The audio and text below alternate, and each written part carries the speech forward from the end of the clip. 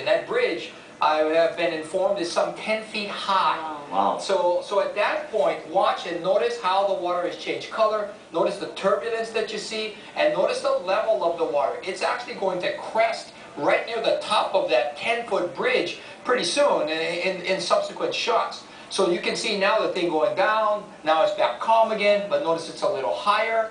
And then it starts to really flow back out to sea at a really good pace, and that's some dangerous stuff. Wow. That's right, and here it looks a little calmer than what we've been seeing, but that can change in a minute's notice. That's right, and we've been seeing those dramatic changes start from the time the Pacific. And even if the fish are getting caught by surprise, you know, it's happening pretty quickly. That's right, so thankfully we had such good advance notice for people not to be anywhere near that, not to chance it.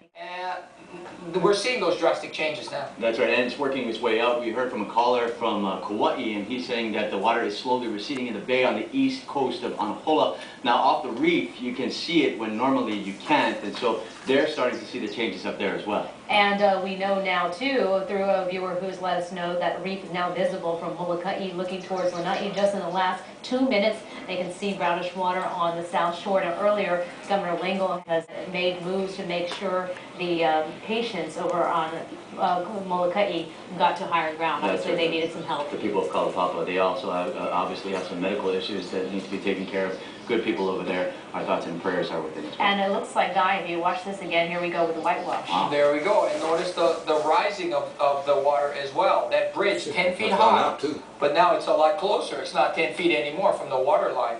Now, we were telling everybody from the start Down to make sure they were out of harm's way as well. So there's a press conference that I believe is in action right now. So let's check in and find out what they're saying at this hour. Is oscillating for almost a day in various places in the Hawaiian Islands.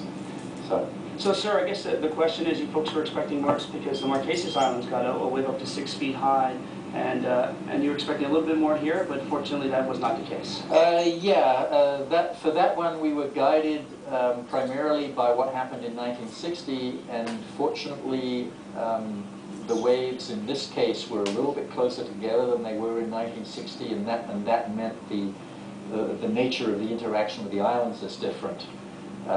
What happened in 1960 in Hilo was a real tragedy because the timing of the waves exactly matched the natural resonant period of Hilo Bay, and so every wave pushed the water higher.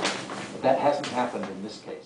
There's a mismatch, which is good news. So you said you folks are on wave number 3 right now. Can you give us a sense of it's moving Oahu towards Kauai, or where is it now? Well, the first wave is now beyond Kauai and has passed through the Hawaiian Islands, but I think really what's happening now is the first couple of waves, they trapped energy around the islands, and so now that energy is basically circling the islands, and it will continue to do that for several hours.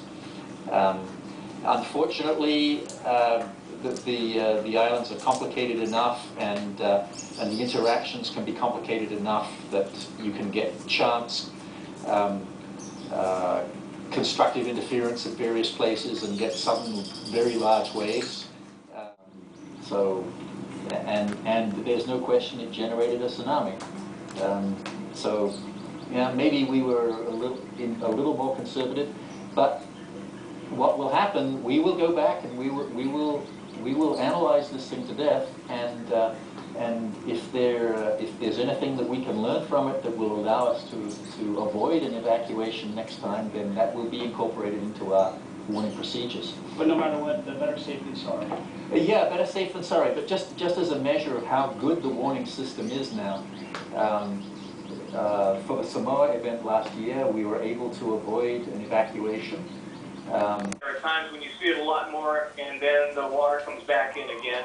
For a while there, the beach itself was pretty much clear. Nobody there, but one by one, folks are starting to come back out. Nobody's out here sunning themselves yet, but folks are inching closer and closer to the shoreline.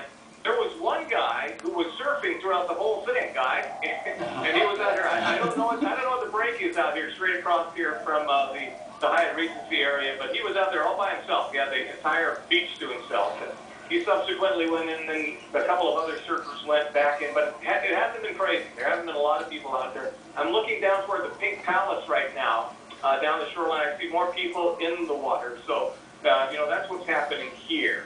The streets are clear. The police shut down any kind of real major traffic on Kalakaua, so you don't see that. And since about